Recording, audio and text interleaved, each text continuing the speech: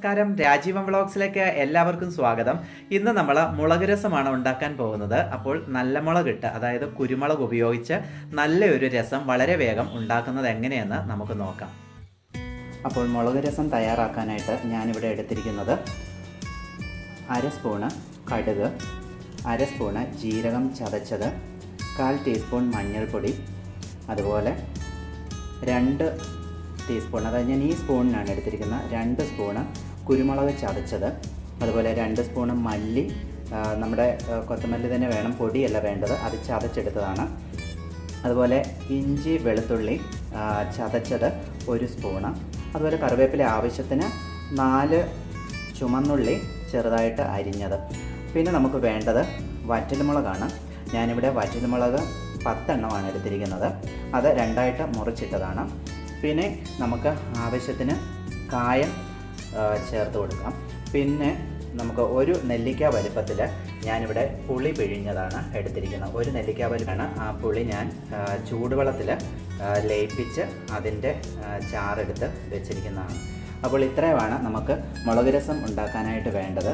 അപ്പോൾ നമുക്ക് മുളക് രസം ഉണ്ടാക്കാനായിട്ട് തുടങ്ങാം. അപ്പോൾ നമ്മുടെ ചെറിയ ഉരുളിക്കകത്ത് ഞാൻ എണ്ണ ഒഴിച്ച് ചൂടാക്കിയിട്ടുണ്ട്. അപ്പോൾ നമുക്കിതിലേക്ക് കടുക് ഇട്ട് കൊടുക്കാം. കടുക് ഒന്ന് പൊട്ടിയിട്ടുണ്ട്. ഇനി ഇതിലേക്ക് അരിഞ്ഞു വെച്ചിരിക്കുന്ന ചുവന്നുള്ളി ആഡ് ചെയ്യാം. ഇനി ഇതിലേക്ക് നമുക്ക് വെളുത്തുള്ളി ഇഞ്ചിയും ചതച്ചതും കറിവേപ്പില ഇട്ട് കൊടുക്കാം.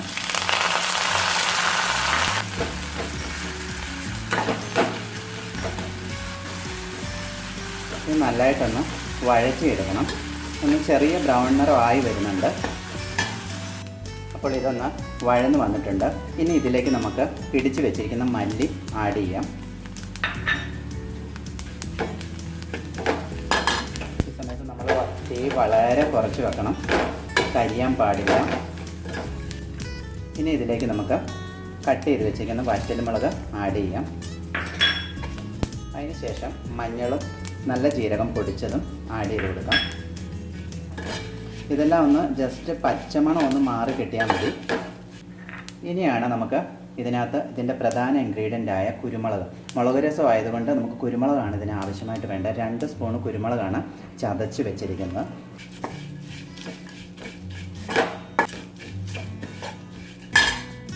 അപ്പോൾ ഇതൊക്കെ ഒന്ന് വഴറ്റിയെടുത്തിട്ടുണ്ട്.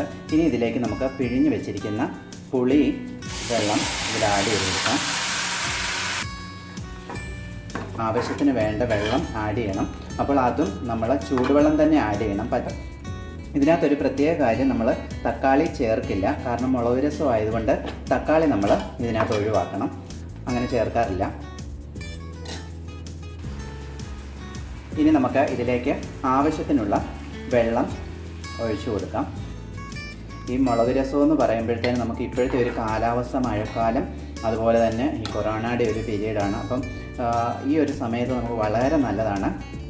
പനിയൊക്കെ ഉള്ളവർക്ക്, ജലദോഷമൊക്കെ ഉള്ളവർക്ക് ഒരു അരത്തോടം രസം നമ്മൾ കുടിച്ചു കഴിഞ്ഞാൽ വളരെ ആശ്വാസം കിട്ടും, പനിയൊക്കെ വിട്ട് മാറുന്നതാണ്.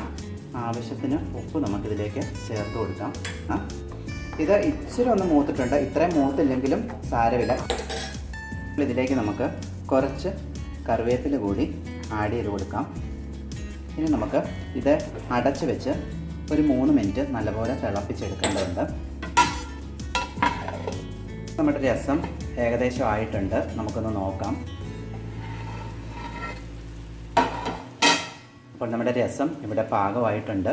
ഇനി നമുക്ക് ഫ്ലെയിം കുറച്ചിട്ട് ഇതിലേക്ക് കുറച്ച് കായപ്പൊടി നമുക്ക് ആഡ് ചെയ്ത് കൊടുക്കാം. കായപ്പൊടി വേണ്ടാത്തവർക്ക് ആഡ് ചെയ്യേണ്ട ആവശ്യമില്ല. ഇനി നമുക്ക് ഇത് ഫ്ലെയിം ഓഫ് ചെയ്ത് ഇറക്കി വെച്ച് നമുക്ക് ഉപയോഗിക്കാവുന്നതാണ്. അപ്പോൾ എല്ലാവരും ഇത് ട്രൈ ചെയ്യണം. വീട്ടിൽ തന്നെ എല്ലാവരും ഇത് ഉണ്ടാക്കണം. ചോറുണ്ണാനായിട്ട് രസം, അതുപോലെ ഒരു ചെറിയ ചമ്മന്തി ഉണ്ടെങ്കിൽ വളരെ നല്ലതാണ്. അപ്പോൾ എൻ്റെ യൂട്യൂബ് ചാനൽ സബ്സ്ക്രൈബ് ചെയ്യാത്തവർ എത്രയും വേഗം സബ്സ്ക്രൈബ് ചെയ്യുക. അതിന് തൊട്ടരികിലുള്ള ബെല്ലൈക്കൺ ഇനേബിൾ ചെയ്യാൻ മറക്കരുത്. അതുപോലെ തന്നെ മാക്സിമം ലൈക്ക് ചെയ്യുക, ഷെയർ ചെയ്യുക, നിങ്ങളുടെ വിലയേറിയ കമൻറ്റ്സ് അടയാളപ്പെടുത്തുകയും ചെയ്യുക. അപ്പോൾ ടേക്ക് കെയർ, ബൈ ബൈ.